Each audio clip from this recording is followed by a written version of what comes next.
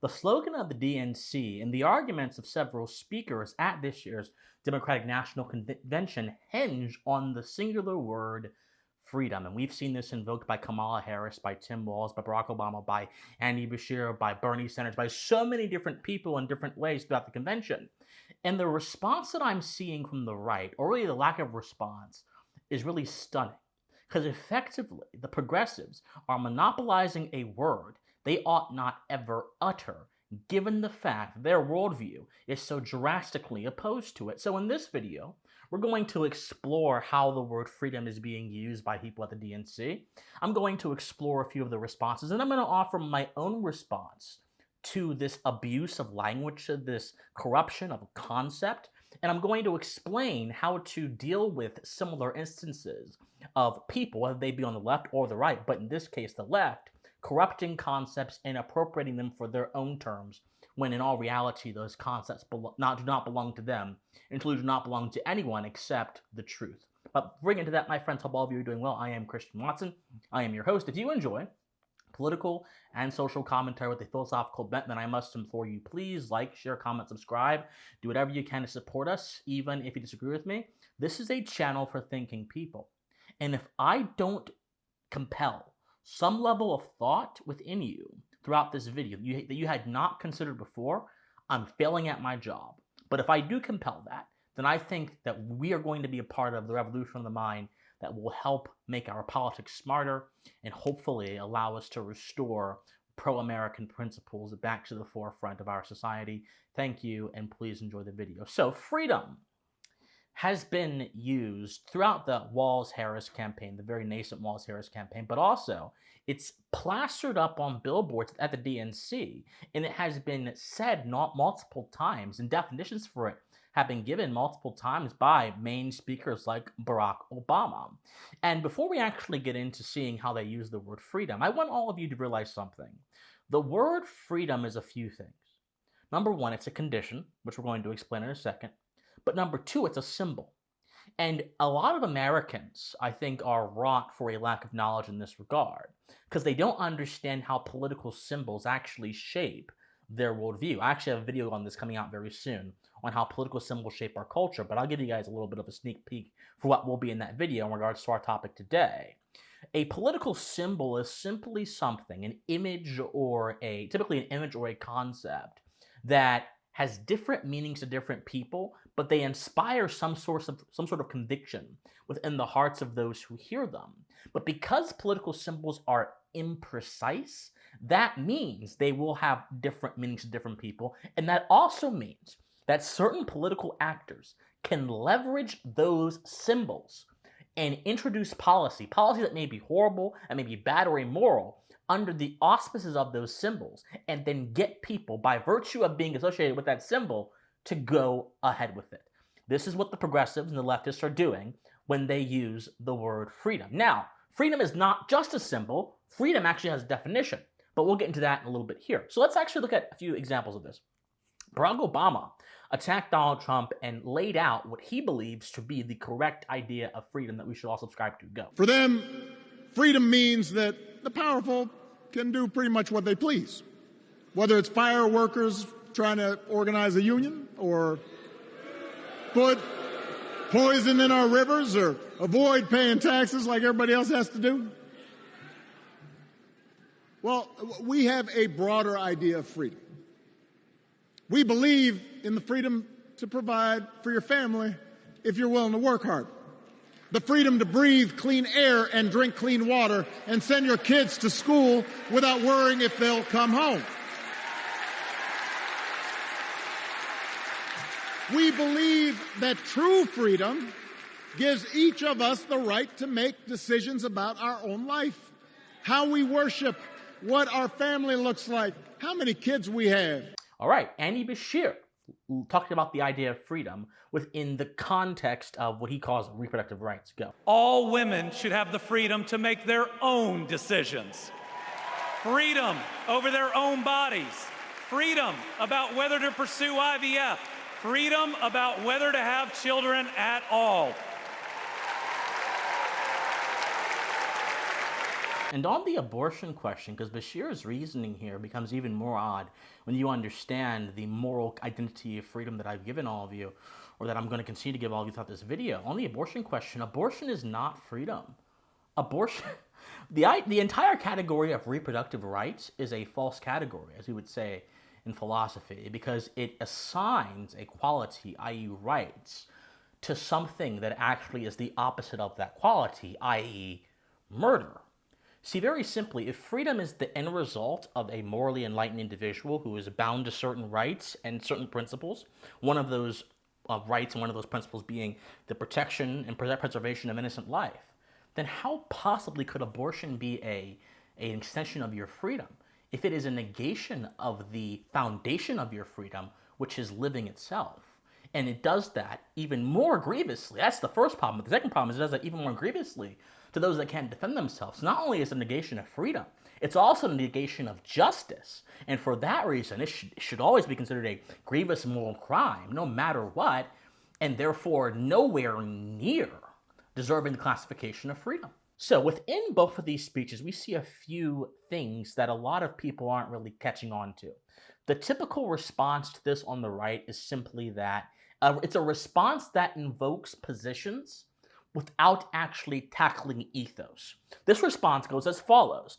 Oh, the Democrats can't be for freedom because they support vaccine mandates and they supported shutting down cities during COVID and they supported seizing your health care with the individual mandate that Barack Obama signed into law with Obamacare, and they support censoring free speech in the name of hate speech. How could they possibly say they're for freedom? They're not for freedom. Well, while all of this may be correct, saying this is woefully ineffective.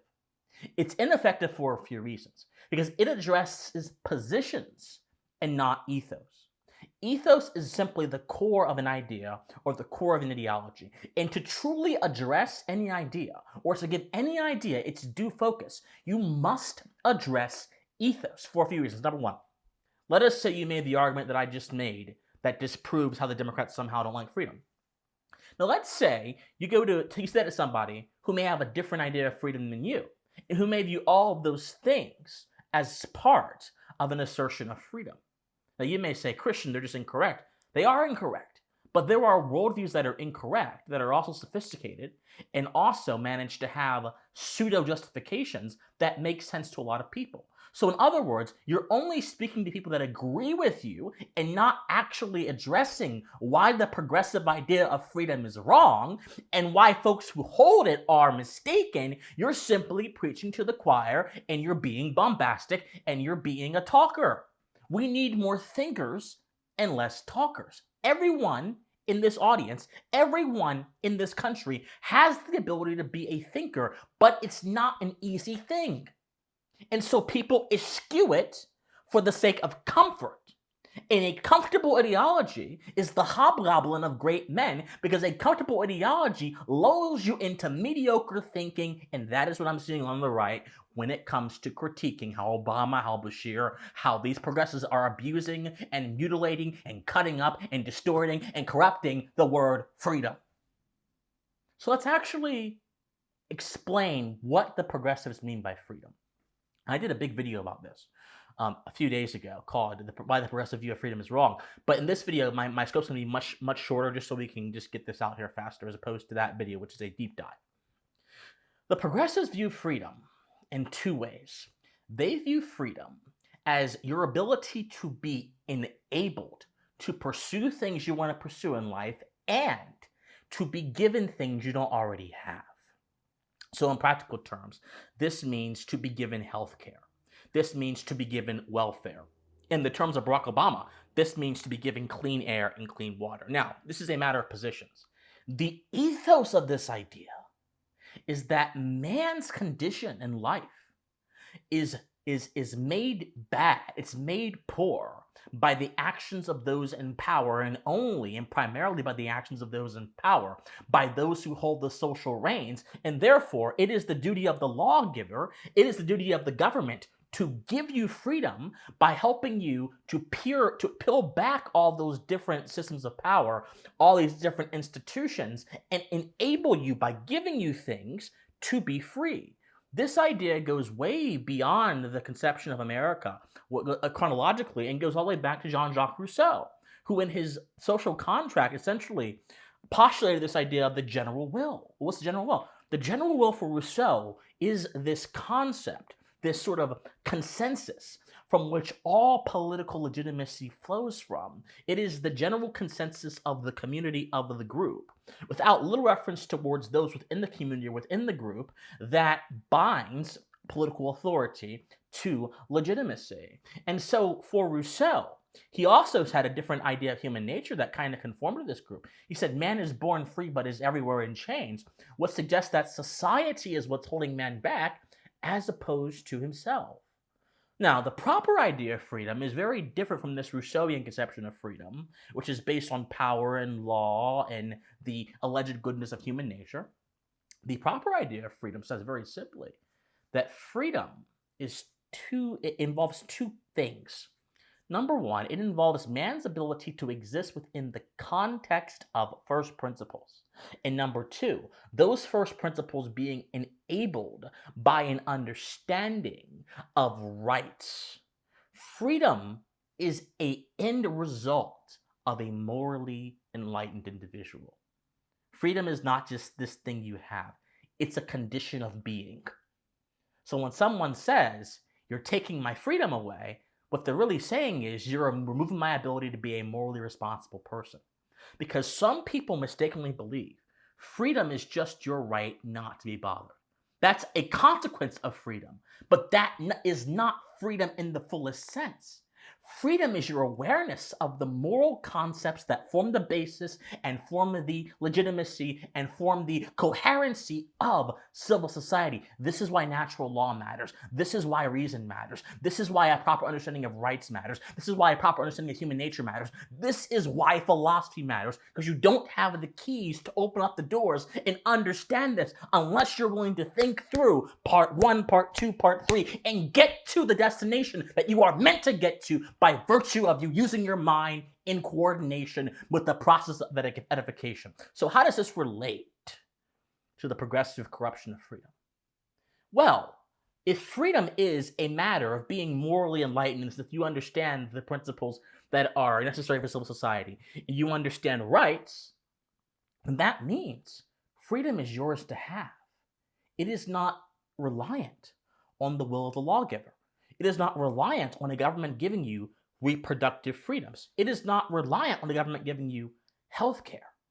See, these different ideas of freedom, the progressive view says freedom is something that is given to you by permissiveness, whereas the proper view of freedom, the natural rights view of freedom, says no, freedom is something you have by birth, which then enables you by virtue of your humanity and your willingness to abide by certain ideas to flourish and to be a morally responsible person. That is the difference. One view of freedom actually constrains both society and the government from being able to harm you. The other view of freedom gives society and the government a moral claim where they don't have any moral claim or moral right in the first place to invade private life, to invade private society, and to reorganize it according to their whims. But to the progressives, this is freedom, because society itself is a menace. It is a bind. It is a impediment to man's ability for greatness. This is the fundamental difference. But the very truth is this. Just because we have limitations in our life that may have been imposed by society or imposed by something else does not mean these things are moral wrongs. Progressives' view of poverty, for example, Bernie Sanders said freedom is being free from poverty. Progressives view poverty as a moral evil, when in our reality, poverty is simply the result of a society of differentiated human beings who are enabled with different skills, different wants, different talents, different belief systems, different temperaments, and different willingness to engage with the world. That's what poverty is. And yet, he says, well, if you want to be free, you've got to be free from poverty. They want to free you from the human condition. From the proper idea of the human condition by supplanting it with a false idea of the human condition that says laws and society can inherently make you better by virtue of them existing, by virtue of them giving you things. That is the battle here, my friends. This is not merely a battle between freedom and authoritarianism.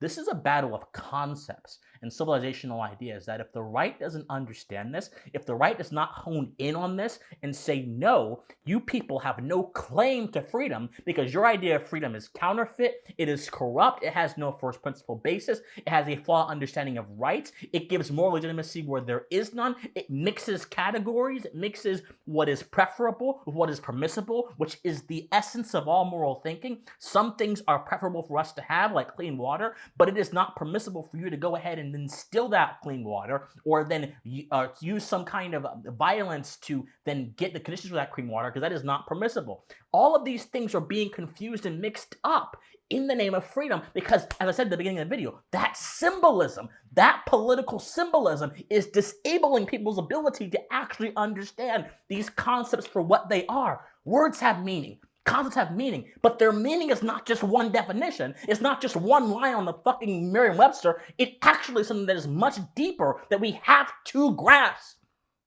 or else they will win both the political battle and the cultural battle. And if they win the cultural battle, America's in for a rough time. The republic will not be restored to its former greatness as quickly as it could be. But they don't have to win, because those of us on the right have the answer. The question is, will we assert the answer, or will we cower behind our comfortable arguments? Freedom is a condition of a morally enlightened man. True freedom. Progressive freedom is the condition of a man whose entire life and flourishing is dependent upon the lawgiver. The latter version was what Europe believed in the old world, is what old world ideas in general believed. And in fact, they didn't even believe that you could flourish if you were in a certain class, you had a certain bloodline. They believed you were stuck wherever history and time placed you.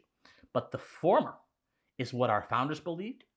It forms the basis of the New World. It forms the basis of Enlightenment natural law. It forms the basis of the civilization which has brought forth human prosperity that has never been seen in this way in thousands of years. It forms the basis of our American Republic.